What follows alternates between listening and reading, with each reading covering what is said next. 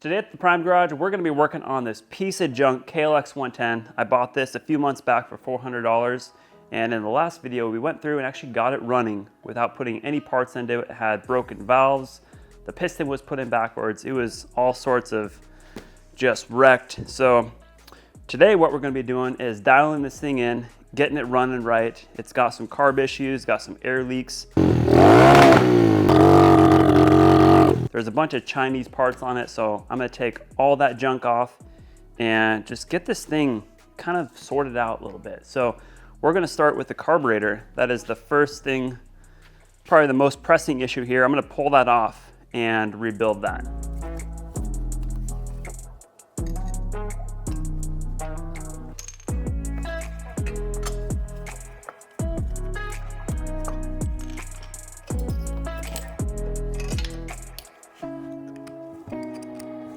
I'm gonna pull this carb all the way apart and sort out what is causing it to run so terrible.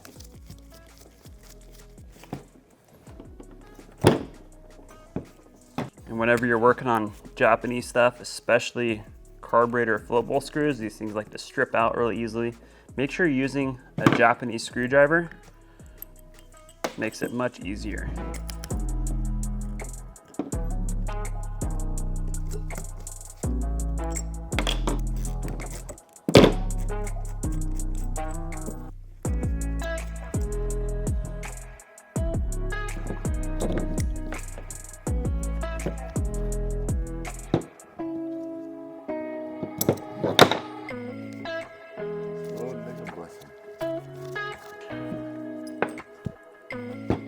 In case you're wondering how these choke plate screws stay in, they're actually flared on the end.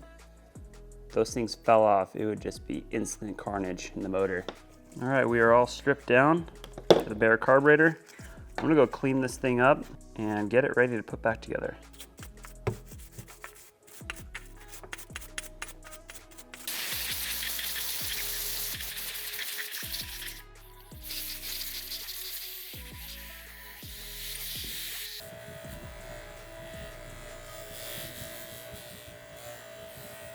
So we're gonna be rebuilding this carb with a carb kit I found off Rocky Mountain. This one is Nbhd brand. It's actually made in Japan, so I know the components are quality.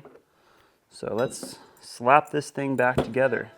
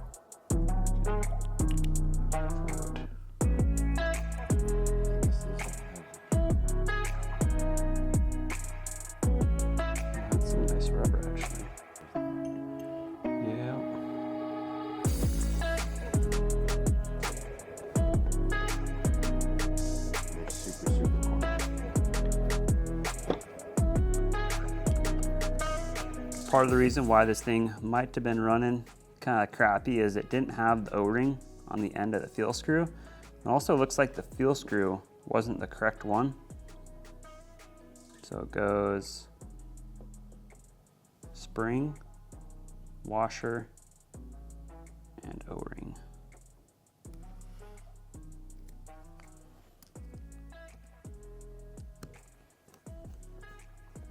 I'm gonna start with this fuel screw at 2 turns out. Well, we need it, that's for sure. Yeah.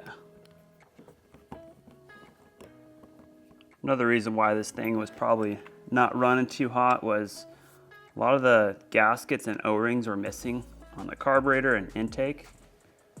So I've got some new ones.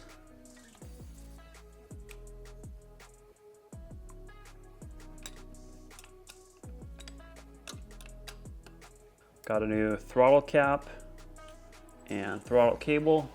I'm tired of this Chinese garbage on here. Nothing works right. Even the throttle's Chinese. So we don't need that.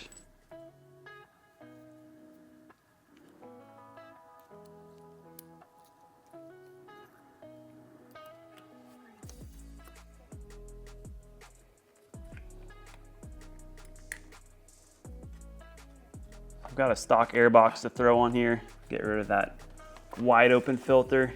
It's a lot easier to maintain these bikes with the stock air box. Obviously it makes it a little slower, but it's worth the trade-off, at least for this bike. I'm gonna take this Chinese setup off of here and get rid of that. Now for the throttle housing, I'm actually gonna use one off of a Honda XR100. I've always liked the feel of these. They're just a nice, simple throttle.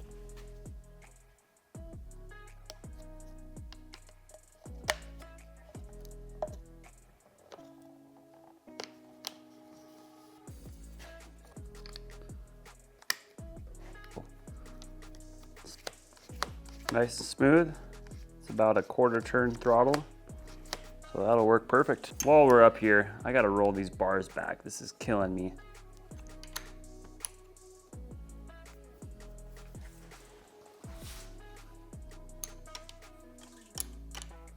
Got some more Chinese parts to swap out on this thing, this gas tank. You guys might remember, started leaking.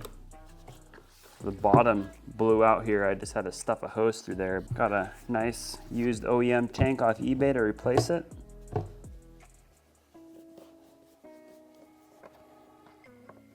The coil and CDI on this bike were also Chinese, so I bought some used OEM ones off eBay. Let's swap those out. That'll probably make it run a lot better too.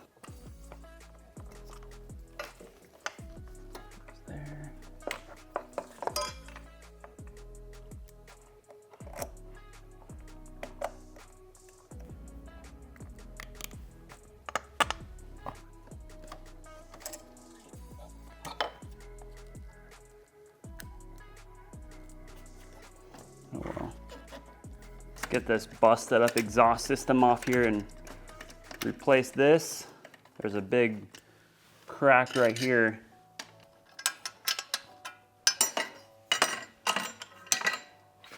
Let's see how strong this actually is.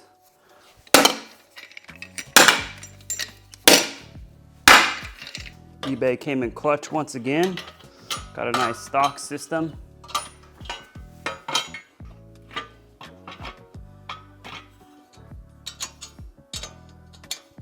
I'm trying to get these nasty, cheesy axle blocks off of here.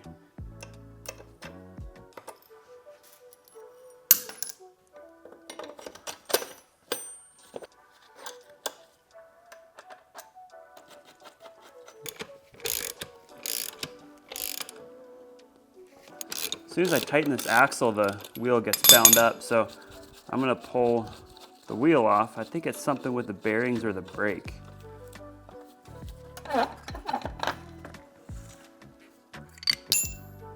Oh, that's a problem. Bearing just fell right out. I think this hub is worn out. So I was able to sort out what the binding issue was once I tightened the axle. I actually pulled the panel off and replaced it with the spacer, and as soon as I tightened the axle, the binding was still there. So that tells me those wheel bearings are somehow just binding as soon as I put pressure to it with the nut. So I'm gonna have to replace those wheel bearings and it should be good to go. So I pretty much put this bike back to stock exhaust, stock intake, all the OEM parts, took all the Chinese stuff back off. My goal with this bike is just to have something super quiet and easy to ride around the yard, take my daughter for rides and take it down to the mailbox and whatnot. So I'm not gonna do anything crazy like exhaust and big bore kit. I have a 110L for that. So this will be just a good little stock bike. Fuel is on, I don't see any leaks. Looks like we're good to go. I'm curious how this thing's gonna run.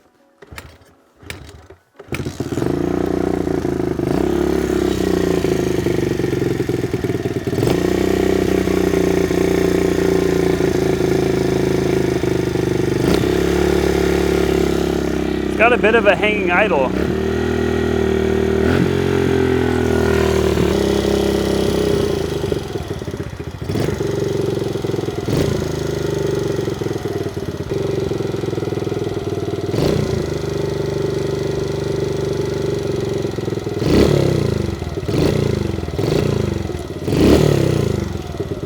There we go. Just a couple little adjustments on the fuel screw and idle screw. We're about a turn and a half out. Oh, this thing runs way better. Sounds like a stock bike again. It actually revs out too. Remember last time it wasn't revving out.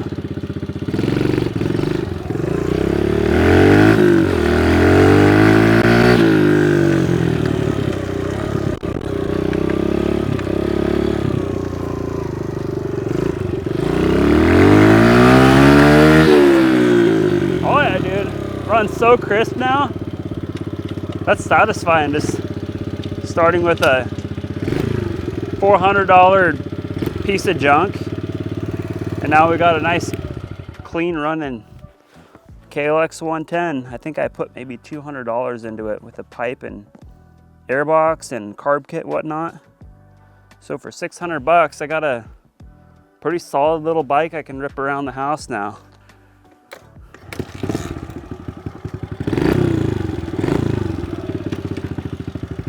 See if she does wheelies even.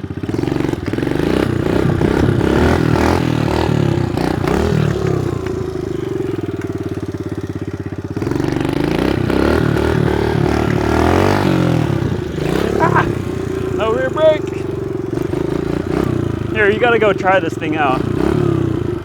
So, you know, as I'm getting older, I'm starting to appreciate stock stuff a little bit more. I realized, especially with this bike, the more garbage you bolt on, the more Chinese parts you put on. You know, had crappy intake, crappy exhaust, Chinese electrical on it. It just ran terrible, and it wasn't fun to ride because it wouldn't rev out.